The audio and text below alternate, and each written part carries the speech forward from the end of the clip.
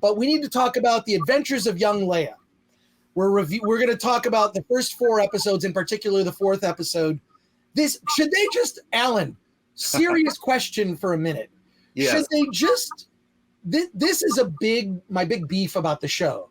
It's called Obi-Wan Kenobi. It's not about Obi-Wan Kenobi. It should be about Obi-Wan Kenobi and his relationship to Anakin.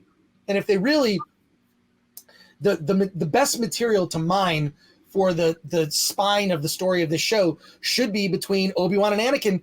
It doesn't exist. Side characters, like young Leia but it feels like the young Leia show. It's just sort of devolved into that. And just so the filmmaking itself seems like this is like a Disney show for children.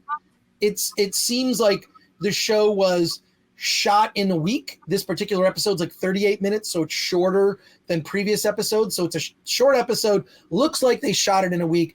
And my big beef on it, we'll get into it because I want to hear what you have to say. My big beef with this show, in particular this episode, really reveals it. There are no original ideas. Everything we have seen in the show, we've seen better in other Star Wars, whether it be infiltrating a base that you're not supposed to be at. We've seen that. It's a cliche. It's done in such a ridiculous way. Let's see, someone in a Bacta tank. So both Obi-Wan and Anakin are like going in a Bacta tank now. That's a reused idea. Snow speeders, we've seen those before. Okay, fine. Where are the original ideas? I'll tell you where the original idea was, and I'm pretty sure they cut it out, and that's Wade. I mean, right. You said that they cut it down to 38 minutes. Clearly, there was a significant Wade section in there that was going to blow our minds, and then they cut it out. I think it's because he was a dude, and that's why they cut it out. Well, I've got so much to say, and if you've come from the Nerdrotic Nooner, I may be repeating some of the things I said, discussed with Gary there. But Alan, I'd love to hear your thoughts. You said you had a page full of notes. Yeah, I have a page full of notes. Hit me with your notes on Obi-Wan. Wait a sec. Is it young Leia or is it Obi-Wan? Which one are we going to go with? I'm not fully on board with the young Leia, but yeah. You're not on board with you? Okay, let's go with we'll go with Obi-Wan. Okay, cool. Yeah. All right. So at the top of my notes, I have in big letters 3 times bland, bland, bland. I think I read the comments, so I know what you guys are saying about me. Yeah, I tend to give Disney properties a chance. I tend to give shows a chance. And after watching episode 4, I am so angry and upset. And there's this little glimmer of hope in episode 1 that this was going to get better, possibly get better, and it has not. It's not going anywhere. And I will tell you, this episode in particular exemplifies everything I despise about Obi-Wan Kenobi, the series, at the moment. And again, I'll always point back to the dialogue, but now I'm starting to agree with you guys. The animation in this is embarrassing. The Reva, it's like, okay, I thought in the last episode her acting got a little bit better, but no, they gave her less lines basically. In this one, she is not comfortable with her character at all. Her line delivery that's what she's doing. She's delivering lines, and I'll always go back. The biggest crime of this series is the writing, the dialogue, and I had to write down just to prove my point. I had to write down a series of lines here. This is when Reva is interrogating Leia, and they're sitting in a quiet moment, and Reva says to her, "I know what it's like being alone." Now, right there, Leia's alone. She's afraid her Obi-Wan's dead. No one's coming to rescue her. And she takes this moment to say, look, I can relate to you. I know what it's like to be alone. And this is a great moment now for this character to kind of build a bond and try to extract some information from her and to put her at ease. And so this is a great line. And then the next thing she says is, and I have it here somewhere. The next thing she says is, Kenobi is gone. The people they are trying to protect are not coming for you. And so now they've just taken this really great stepping point, a great first line of a scene, and then just ruined it. and just went back to the plot. Kenobi is gone. And so this is my feeling about this episode. The episode is basically the rescue of Princess Leia, and that's all it is. There's nothing special about it. There's nothing nuanced about it. There's nothing really that says anything about this series other than this is the episode where they rescue Princess Leia and kill Wade, basically. It's all the events and the things that occur in this are all things that we've seen in other Star Wars. They're making a plan to rescue her. The Wade guy's like, I'm not going to help you. Okay, I guess I'll help you. Like every sort of conflict that comes up against them is solved like within like a minute of, I'm definitely not going to help you. My wife was a Jedi, and then okay, I guess I'll help you. But see, that's the opportunities they're missing. They're setting things up great. They have these moments where they could take this, where we could learn about characters, where we could learn about the story, where we can kind of connect with characters, and they're blowing it big time. Well, Wade. I mean, we're supposed to feel bad about Wade, who a guy we never met. But dies, and they haven't earned his death. That's the biggest crime here. They didn't earn his death, and so it means nothing to us. Yeah, and then there's just so many things. So my complaint, just on the surface, is one: we've seen every scene that we've seen in here, we've seen done better in other Star Wars. Infiltrating a base, walking through a hallway, trying to not be discovered. A torture scene, right? There's the scene where Reva's like torturing Princess Leia, which seems weird. We've seen that torturing children. I mean, that was the best idea of this, is torturing children. Exactly. Once in episode 2, and then once in Empire Strikes Back, Han Solo's being like, we've seen these scenes before. You've got the two worst actors in the series, the young girl who plays Leia, and then the woman who plays. And I'm not saying that Moses Ingram is not a good actress in other things. I think she's not being directed well, and she's not comfortable in this role. She's not. She doesn't seem like they should have sat her down and said, look, maybe let's try it. This isn't working. Let's try a British accent. Maybe we need something more to kind of like just make her interesting, to give her some story. Your wardrobe informs the character, and she looks like someone cosplaying as Darth Vader, femme Darth Vader at a Star Wars celebration. Yeah. What she should have done?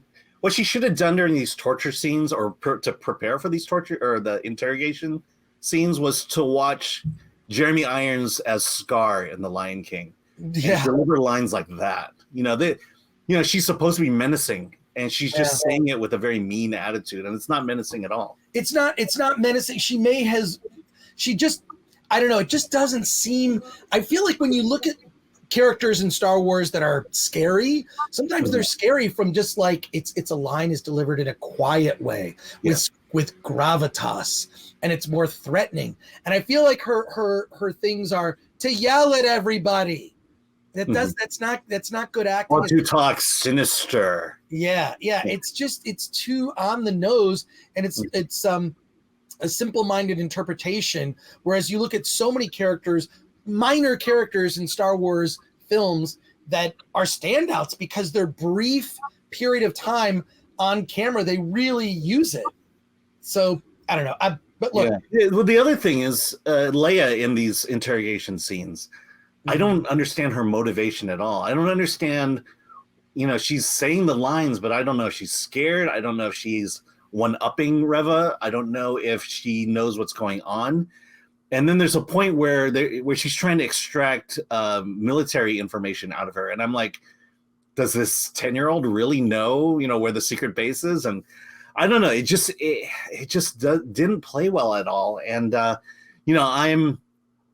will say this: the only hope this series has is the final 2 episodes, because it's written or co-written by Andrew Stanton, who's probably written the better of the Pixar movies. And so I think, my hope is that, he's a real legit screenwriter. My hope is he's able to write really good dialogue, and tell a really good story at this point. Because didn't Andrew Stanton also do John Carter? John Carter from Mars? I think he did. I think so, yeah. Yeah. So, and I love that. That's a very underrated movie. Look up John Carter. And that movie kind of got screwed. Yeah, he wrote Wall-E. for crying out loud. I mean, yeah, exactly. But like, I don't know, the writing on the show is incredibly weak. The thing where I burst out laughing, which I thought was the most ridiculous, was when Obi-Wan they're sort of walking, out to the docking area, right? Mm-hmm. And they're walking through there, and Obi-Wan has young Leia under like this thing. It looked so bad. It reminded me of like old episodes of The Little Rascals where they would like stand on each other's shoulders and say, well, I'm an adult person. They'd have like a bad mustache and a bowler hat, and then it'd be a trench coat, and they'd be really tall because they were all like stacked. That's what it looked like. It looked so, and no one's paying attention to them. No one's paying attention. Yeah. And by the way, there's still the sets, the Imperial Guards and everything, they're all still socially distant. They're all standing 6 feet apart. Every room is large with 3 characters in it. And that bothered me too. I'm glad to hear it's a minor thing, but like they're in a room and they have these consoles and the room is huge. And I'm like, okay, so they're sitting 6 feet apart so they don't give each other COVID. I guess, because was this shot during? Yeah, it was shot during. Well, I don't think those restrictions are ever going away when it comes to mainstream Hollywood filmmaking. I think that'll always be there because why? There's money to be made. There's money. It's a good business, turns out, to have these kinds of things, in particular on film and television sets. But it looked like the show was shot in a week. Everything about it, like even the action scenes are all shot in like the wide shot. So you'll see a wide shot and you'll see Kenobi take someone out. There's no dynamism to the way that action is portrayed. It's just very like you said at the top of your review, you said bland. It's so bland and generic. And we've seen every single thing that happens in this episode. We've seen it done better other places. The writing's incredibly weak. And it just makes me think of what this show could have been.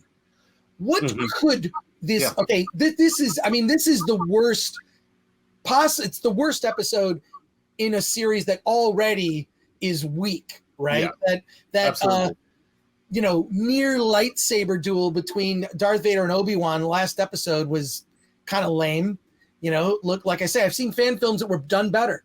But this series or movie could have been so interesting because where do Obi-Wan and Anakin stand in terms of their relationship, right? Mm-hmm. He's on the run. He's given up.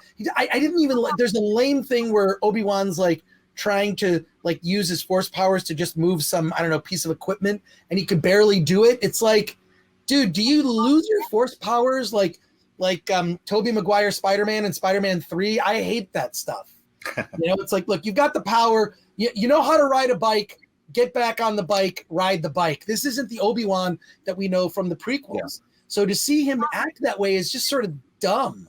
And then so that bugged me. But I'm sitting here by imagination thinking, what could this show have been? It could have been incredible. It could have been this, back and forth between like Obi-Wan trying to just stay hidden, Obi-Wan trying to throw him off the scent. It could have been maybe other Jedi coming out of the woodwork and Vader tracking down and killing. It could have been all about Vader tracking down other Jedi, finding them and murdering them. This is how the Darth Vader earns his rep. What does he do? He takes out Jedi. He doesn't have henchmen do it. It's like, no.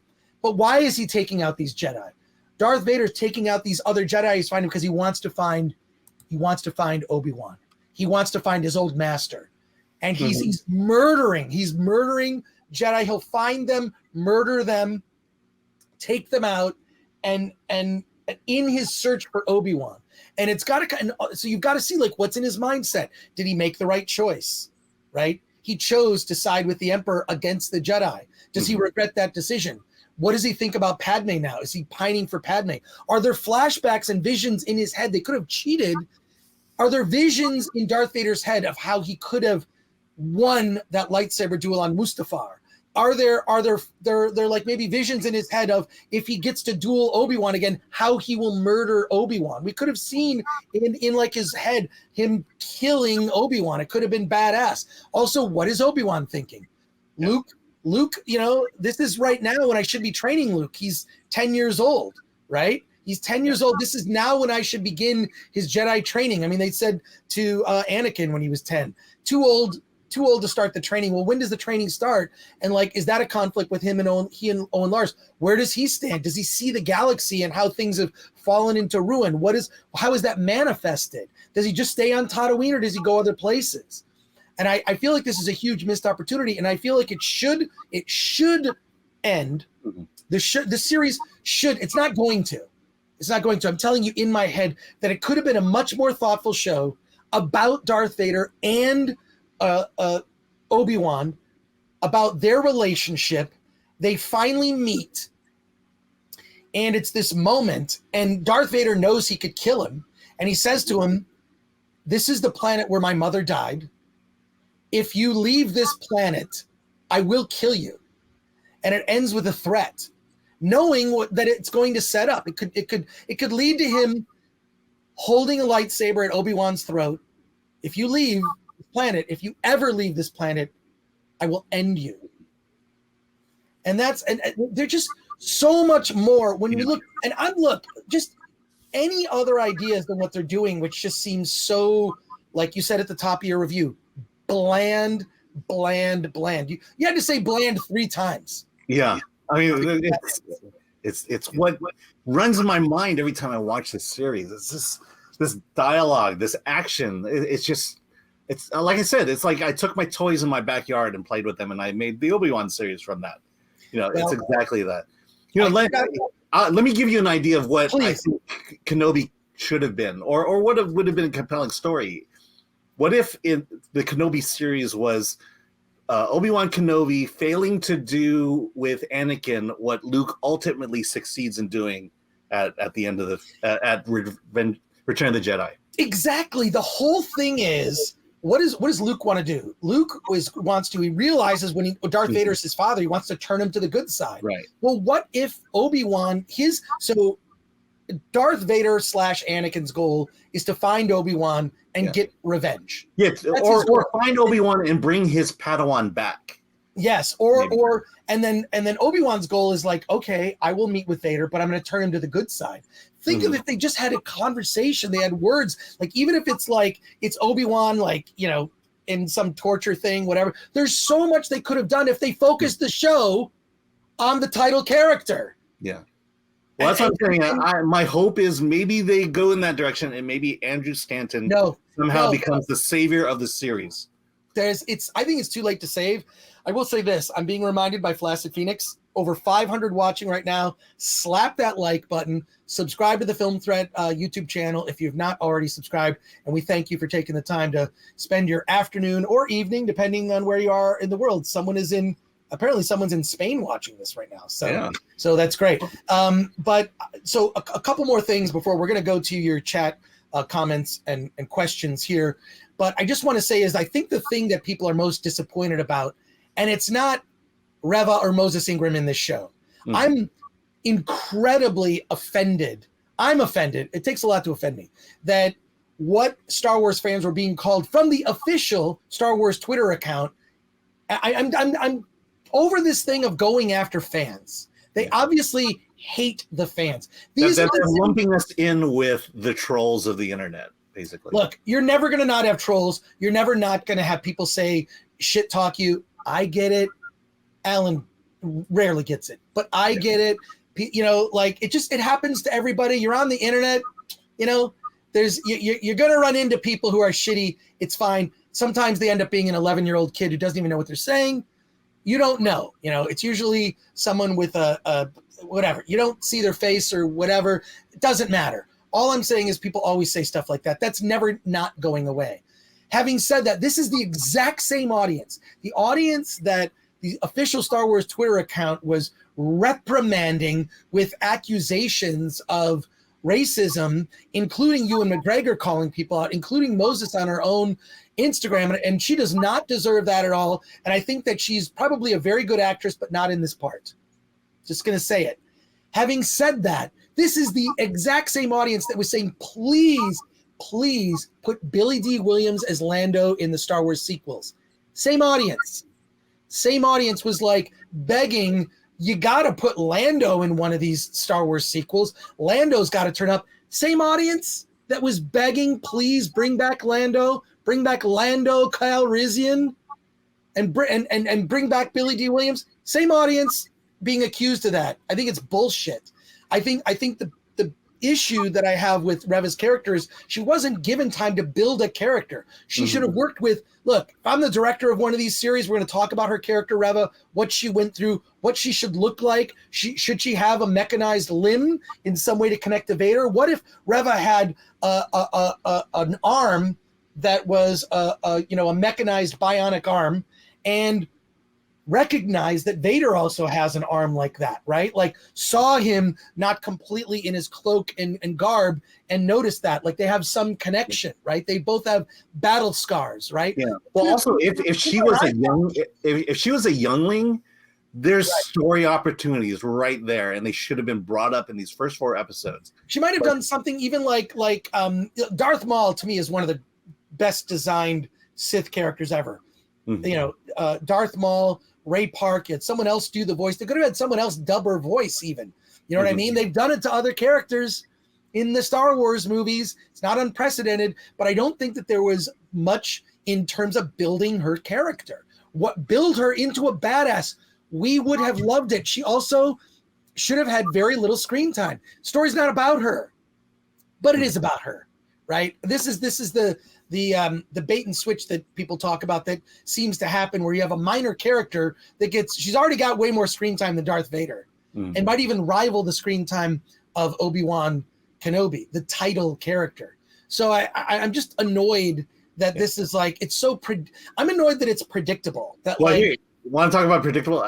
The worst thing they can do with Reva at this point is turn her good at the end. Oh, it's going to happen. Oh, dear God. You want to bet money? No, I'm fearful that this will actually happen. And, I've been talking about, I like female villains.